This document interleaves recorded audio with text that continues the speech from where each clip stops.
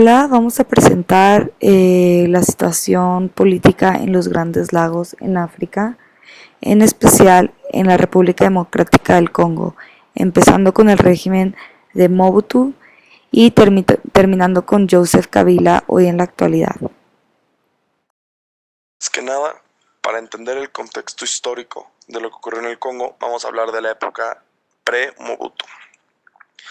Mobutu asumió la presidencia en 1965, pero eso ya les platicaré más adelante cómo y por qué Mobutu asumió la presidencia.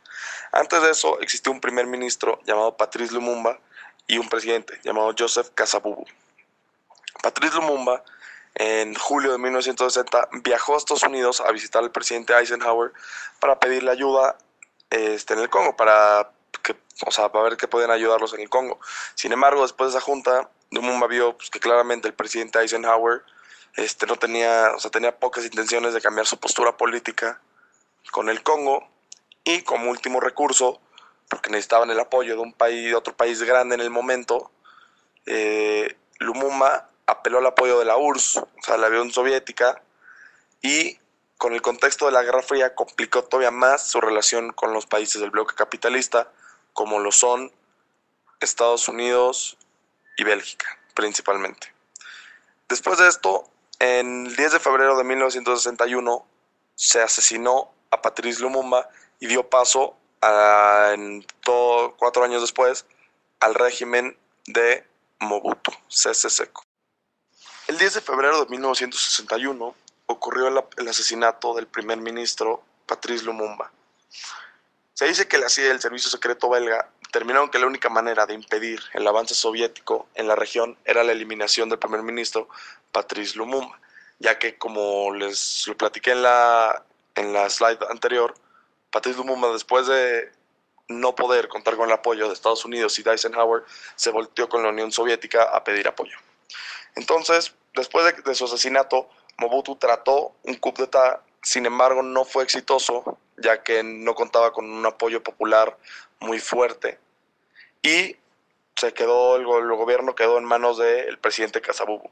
Pero pocos años después, el presidente Kasavubu entró en unas disputas político-electorales con Moisés Tshombe, y de esa manera, en noviembre de 1964, Mobutu realizó exitosamente esta vez un coup d'etat, un golpe de estado, y con esto se acabó lo que se le conoce como la Segunda República Congolesa, y esto dio paso al régimen mobutista.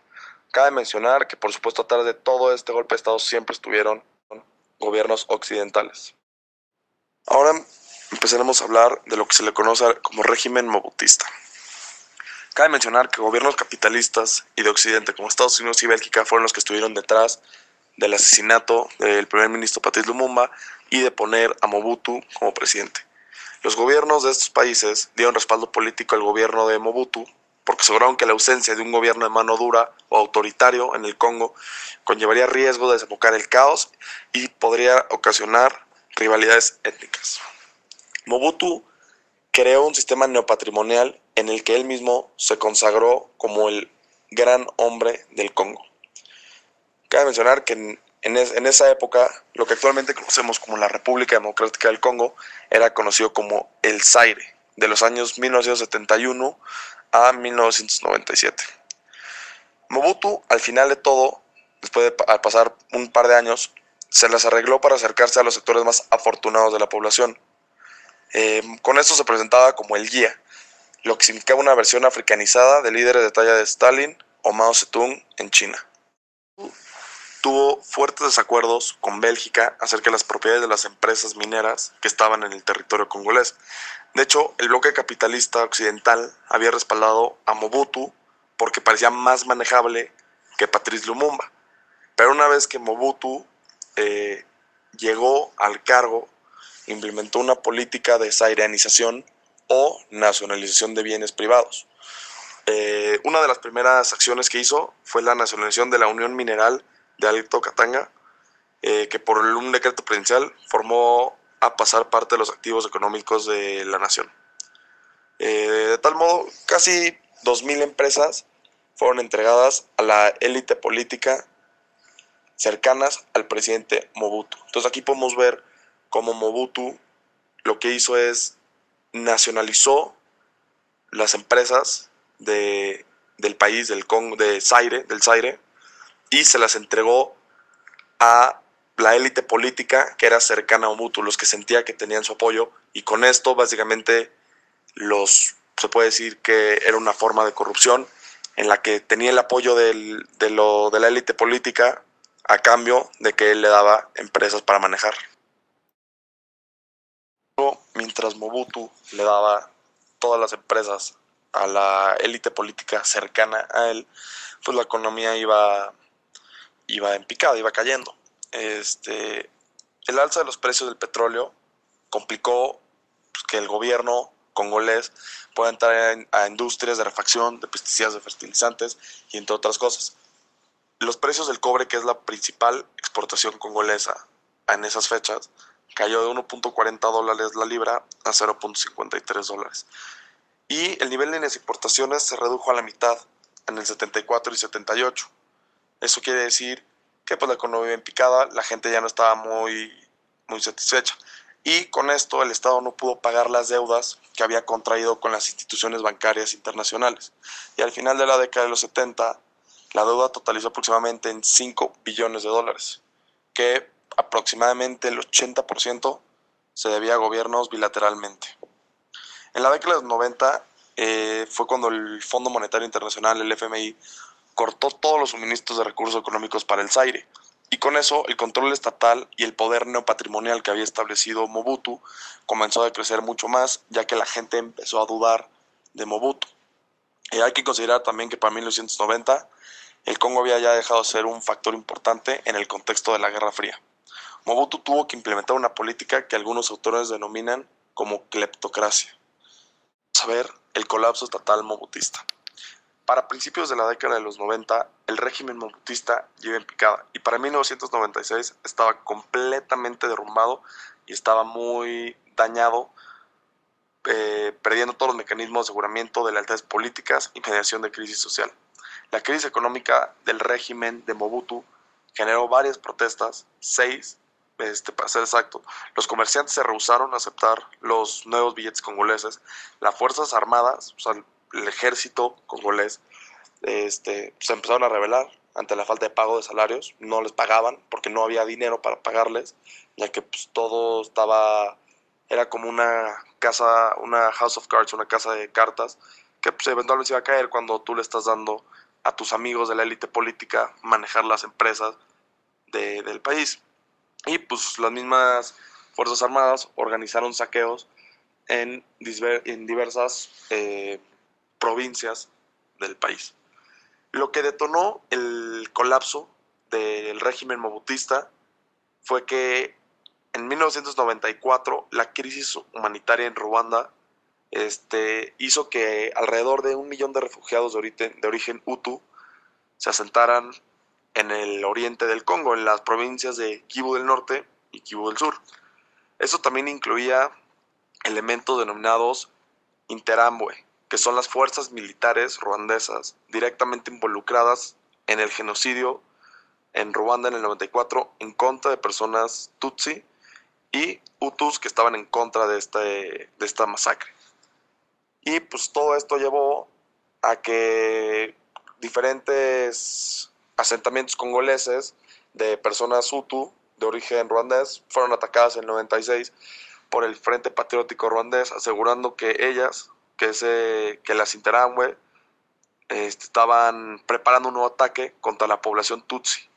Entonces, básicamente lo que pasó es que los refugiados que estaban en el Congo sufrieron ataques de los que estaban en el poder en Ruanda, ya que dijeron, si no los atacamos van a regresar y van a volver a hacer lo que causó todo el genocidio.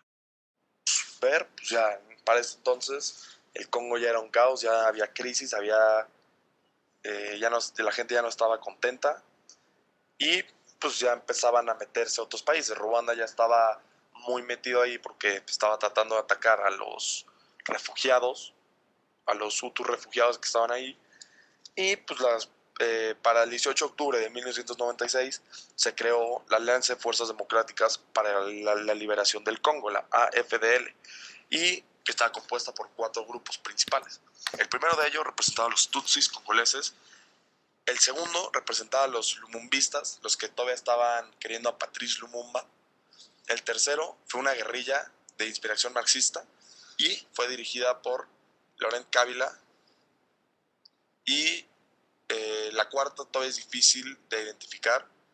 Entonces, la creación de esto, sumado al liderazgo de Laurent Kabila, generó momentum entre los demás movimientos de oposición al mobutismo. Todo lo incitó el gobierno de Ruanda y el gobierno fue más allá de lo que eran sus aspiraciones iniciales. Ellos solamente querían acabar controlar las 2 provincias congolesas de Kivu para acabar con los refugiados que estaban ahí, no acabar, pero controlar a esos refugiados para evitar que ocurran más ataques como los que hubieron en el 94 en Ruanda. Y pues Ruanda subió ese objetivo y pues buscó derrocar al gobierno de Mobutu Sese Seko. Y a pesar de que Mobutu hizo todo lo que pudo, usó mercenarios franceses y belgas, el 17 de mayo de 1997, Laurent Kabila tomó la ciudad capital de Kinshasa para derrocar a Mobutu. Introducción de quién es Laurent Kabila y qué hizo una vez entrado al poder el 17 de mayo de 1997. Antes de derrocar a Mobutu, Kabila ya había establecido varios convenios que privilegiaban la participación de gobiernos de Estados Unidos, Canadá, Ruanda y Uganda en la explotación ilícita de recursos minerales en el Congo. En abril del 97, mediante un acuerdo por $1 billón americanos, se le fue concedida a la American Mineral Fields, una compañía americana, acceso al cobre, cobalto y zinc congolés. Todo esto nos lleva a pensar cómo ya había establecido, no solamente por las Fuerzas Armadas, sino también por gobiernos del occidente que vieron como había mucho mineral que estaba siendo, se puede decir, desaprovechado, y la única forma de conseguirlo, ya que, como lo mencioné anteriormente, Mobutu se opuso a que Bélgica pueda operar en las fábricas de cobre. Dijeron necesitamos quitar a Mobutu para que podamos llegar a un acuerdo con el sucesor, que es Kabila, y así poder tomar los recursos minerales que existen en Uganda. Y no solamente fueron los países de Occidente, también Uganda y Ruanda empezaron a extraer minerales, ya que se dice que tenían un acuerdo con Kabila para poder ilegalmente traer minerales del Congo tanto a Ruanda como a Uganda. Bueno, ahora vamos a empezar a adentrarnos un poco más en el gobierno de Laurent Kabila. El gobierno de Laurent Kabila en un inicio se vio caracterizado por presiones tanto internas como externas. Vamos a empezar a desglosar estos 2 tipos de presiones que tenía. Las presiones internas principalmente era porque la población congolesa se había dado cuenta de los nexos que el presidente tenía con gobiernos como el de Ruanda y el de Uganda, principalmente el de Ruanda. También había un gran descontento porque cargos públicos, de funcionarios públicos, se los había asignado a personas de origen ruandés. Por ejemplo, el jefe del personal militar era un soldado ruandés llamado James Kabarebe. También habían soldados de origen tutsi ruandés encargados de la seguridad personal del presidente, y pues esto causaba un descontento en la población. Creaba como un sentimiento de rechazo nacionalista entre los congoleses. El descontento y las presiones externas que tenía el gobierno de Kabila era principalmente por parte de los gobiernos de Uganda y de Ruanda, porque no podían, no podían lograr la aniquilación de la Interhamwe, que, como se explicó previamente, es este ejército o grupo de rebeldes hutus ruandeses, y por parte de Uganda era las fuerzas aliadas democráticas. Estas fuerzas eran apoyadas por el gobierno de Sudán en contra del gobierno de Uganda, con el fin de hacer frente a la presencia de tropas militares ugandesas, quienes estaban luchando en territorio sudanés. Bueno, las posiciones claves del gobierno que existían, Kabila las asignó a sus familiares, entre ellos a su hijo adoptivo Joseph y a parientes políticos que él tenía. Esto también generó como descontento dentro de la sociedad congolesa y desde ahí se podían ver los tintes de desigualdad que existía en este gobierno. El resultado de este descontento y de las presiones internas que existían fue en la destitución de funcionarios públicos y también hizo un llamado al ejército ruandés a que dejara el territorio congolés. Bueno, ahora vamos a abordar un tema muy importante, la criminalización e intervención armada de Ruanda y Uganda. Como pueden ver en este mapa, vemos la República Democrática del Congo, Ruanda y Uganda.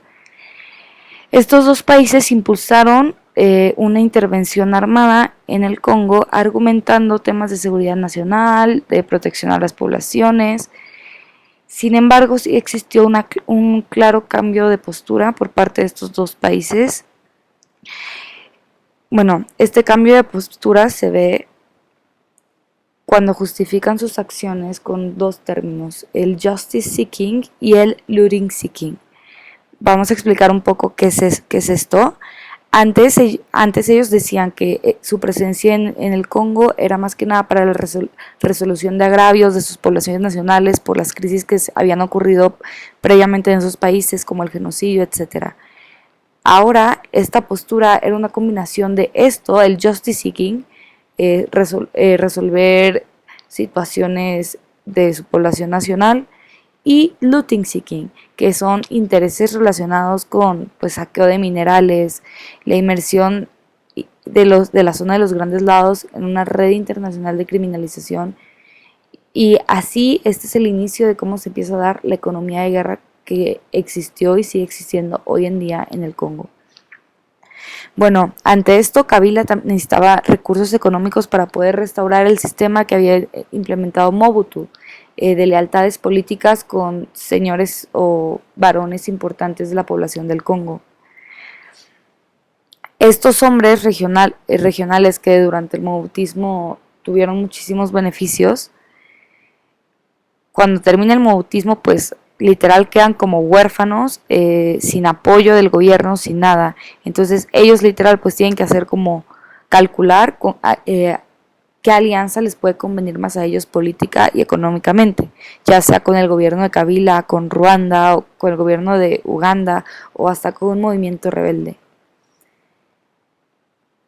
Esto también legitimiza un poco todas estas y formaliza también estas relaciones que se dan, ya sea con el gobierno o con un movimiento rebelde, pues únicamente con el fin de tener pues más poderío económico y social.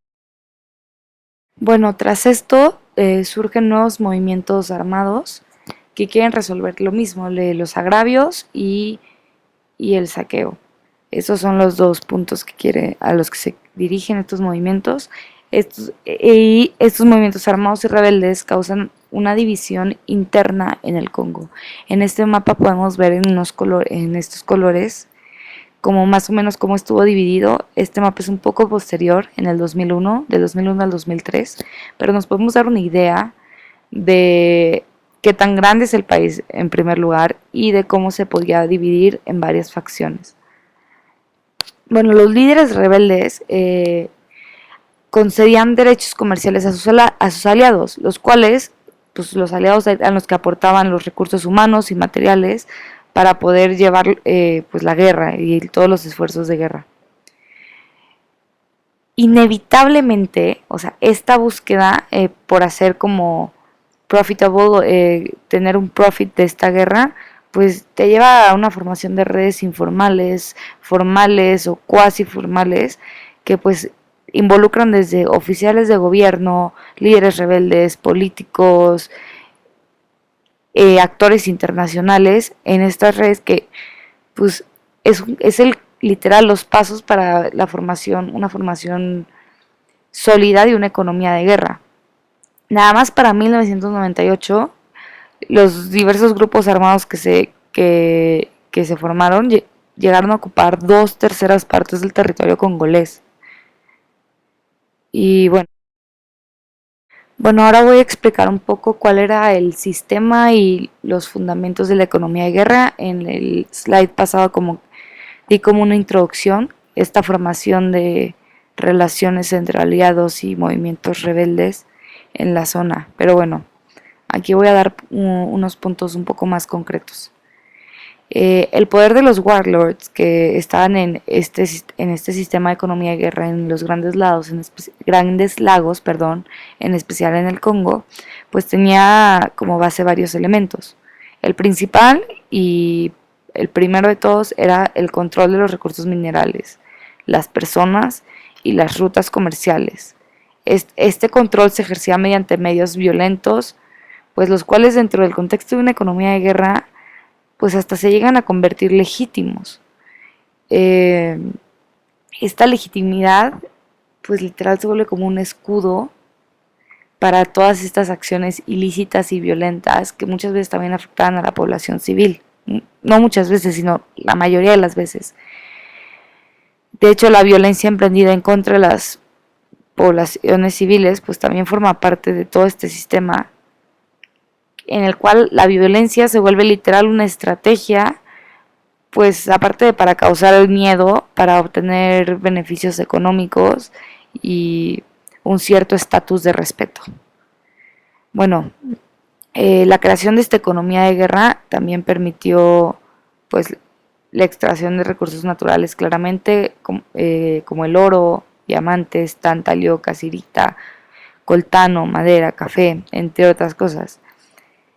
Y Ruanda y Uganda formalmente, bueno, no formalmente, pero sí está implícito que es algo formal, se insertan en esta economía y se convierten en países exportadores. O sea, tenemos que recalcar que Ruanda y Uganda no poseen recursos naturales para exportar y que antes de esto ellos no exportaban nada.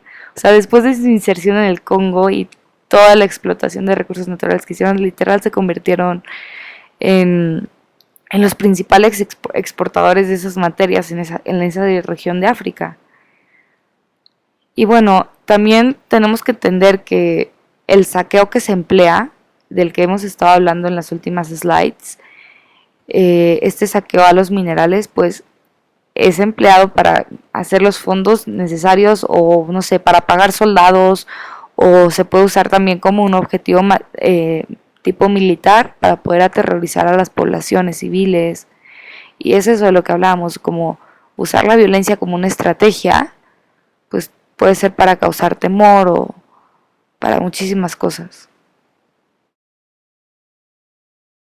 Bueno, en un escenario internacional, esta región de los Grandes Lagos pues se empieza a insertar en una extensa red criminal que no solamente abarca países africanos, sino también, no sé, la India, China, zona del Medio Oriente. Y esto implica pues un sistema mucho más complejo para la movilización de recursos. O sea, existían redes financieras para una movilización eficaz de estos recursos. La principal en la zona era el Banco de Comercio, Desarrollo e Industria de Kigali en Ruanda. Esto nos hace preguntarnos, o sea, cómo una institución que gubernamental o de carácter oficial puede estar pues involucrada en actividades ilícitas. Esto todavía legitima más esta economía y estas acciones. Bueno, también todas estas actividades se sirvieron de los sistemas de transporte que ya existían, las mercancías o armas entraban, mientras que los recursos naturales y sus derivados salían del Congo. Pues no era ni siquiera es como que fuera tan complejo poder, o sea, sacar minerales del país. Los oficiales o los checkpoints que existían en las fronteras eran muy ligeros o los oficiales de alto rango estaban de acuerdo con este, perdón, con este intercambio ilegal de bienes, bueno, no intercambio, pero esta salida de recursos naturales del país, y era todo permitido. También es cierto que que había disponibilidad a todos los recursos minerales del país por conglomerados mineros con base en Estados Unidos, Canadá y Bélgica. Bueno, ahora vamos a explicar la caída de Laurent Kabila, su salida del poder. Bueno, fue asesinado en el 2001 por uno de sus propios guardaespaldas. Y pues se pueden dar varias causas para este asesinato o para la gran oposición que le había surgido. Se puede decir que el tono, bueno, su tono revolucionario y nacionalista y también su resistencia a llevar una política más como prudente o moderada hacia los actores internacionales occidentales, aunque sí podemos decir que su postura era mucho más favorable al occidente que la de Mobutu, pero no es lo suficientemente. Eh, o sea, tenía demasiados tintes nacionalistas y revolucionarios para el gusto de potencias imperialistas como Estados Unidos. Y también la resistencia que él puso para establecer una zona de mayor influencia anglófona en la zona de los Grandes Lagos. Claro que está claro que se sospecha que detrás del asesinato de Laurent Kabila están las potencias occidentales y sus intereses. Bueno, tras la caída de Laurent Kabila se designa como sucesor a su hijo, Joseph Kabila, quien había ocupado ya un puesto anteriormente dentro del gobierno. Bueno, Kabila se comporta de una manera contraria a la forma que su padre, Laurent Kabila, había llevado pues desde la política exterior hasta también asuntos internos del país. En lugar de ponerle el alto al imperialismo que su padre intentó hacer, Joseph Kabila pues prácticamente reactivó las relaciones con las mayores empresas transnacionales con intereses en el Congo. Esta reactivación, pues por supuesto que fue como un gran gusto y bien recibido por potencias occidentales, y hay en esta reactivación y formalización de estas relaciones se puede ver que es como una de las razones por el gran apoyo occidental ante este líder. También caracterizan el gobierno de Joseph Kabila como un shadow state, una fachada institucional en el exterior que aparenta, no sé, los requerimientos de hasta de una política occidental como la liberalización económica y política, transparencia, etcétera. Sin embargo, por dentro sigue siendo igual o peor de como era antes. Esta fachada la han hecho instituciones financieras internacionales como el Banco Mundial, el Fondo Monetario Internacional. Y bueno, también claro que esto está mezclado con querer conservar las estructuras originales neopatrimoniales del gobierno. Bueno, vamos a caracterizar el gobierno de Joseph Kabila. Principalmente la principal característica puede ser la red de extracción de minerales. Esta extracción normalmente se hace de manera artesanal. Los productos son exportados desde el Congo por parte de compañías comerciales cuyos propietarios son pues, de origen indio, chino y libanés. También tenemos que decir que no es algo nada favorable para la población civil congolesa, o sea, se llevan nada a comparación con las ganancias que hacen estas compañías. También, bueno, quiero mencionar el reporte del Lutundula. En este reporte, bueno, fue un documento, es un documento que demostró el involucramiento de altas figuras del gobierno de Kabila, de su padre, del gobierno del padre y del hijo, en la negociación de contratos que poco contribuyen al desarrollo del país. También, bueno, otra característica que tuvo este gobierno del 2003 al 2006 fue un gobierno al que le llaman 1+4. Siendo, habiendo un presidente, en este caso Joseph Kabila, y 4 vicepresidentes. Estos 4 vicepresidentes representaban a las facciones rebeldes más importantes y era el líder de cada facción rebelde. Y bueno, claro, estos grupos rebeldes habían estado inmersos en el sistema de economía de guerra. ¿No? También firmó varios contratos con una compañía de nombre Adastra, que bueno, es del Reino Unido, para que manejaran el proyecto de cobre y cobalto de Kolewski Tailings. Este contrato era súper poco favorecedor para el Congo, quien solo iba a retener un 5% de los beneficios pactados a 40 años. Y este es solamente uno de los muchos ejemplos de contratos que se firmaron que favoreciendo poco a la población congolesa y pues sí, más que nada por querer complacer a potencias imperialistas y mantener el poder y solamente unos cuantos de la población puedan tener acceso a recursos tanto naturales como económicos.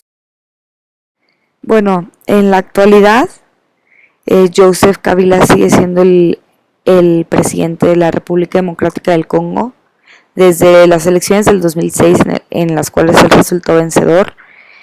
Desde esta fecha hubo un cambio en el gobierno, pasó de ser 1+4, que fue lo que explicamos anteriormente de los vicepresidentes y el presidente, a un presidente por encima de todos. También monopolizó legítima y mayoritariamente el control de los recursos minerales de la República Democrática del Congo. Esto puede ser muy cuestionable, ya que en un país donde hay poca transparencia, grandes índices de corrupción y de acciones violentas y que están inmersos en una red criminal de exportación de recursos minerales, pues crear un monopolio puede ser algo muy peligroso y que formalice todas estas acciones. Bueno, también otro aspecto importante es que actualmente no tiene opositores políticos. Su principal opositor, Jean-Pierre Bemba, fue arrestado por la Corte Penal Internacional desde el 2009. Y bueno, todo lo que acabamos de explicar ha creado en el Congo un esquema de explotación desigualmente benéfica de los recursos minerales congoleses, un estado en la sombra y ahora la economía de guerra pues pacificada. Quiero concluir recalcando el rol de actores internacionales como Estados Unidos en el desarrollo de la historia del Congo, empezando desde quitar a Lumumba por tener tintes comunistas, después quitar a Mobutu, después no estar, o sea, toda la política del Congo y los presidentes y todo, pues han bailado al son de Estados Unidos prácticamente. Entonces, bueno, y de actores, bueno, no solamente Estados Unidos, también otros actores como Bélgica y Reino Unido y sus intereses comerciales. Y pues actualmente sigue Joseph Kabila desde el 2006 como presidente.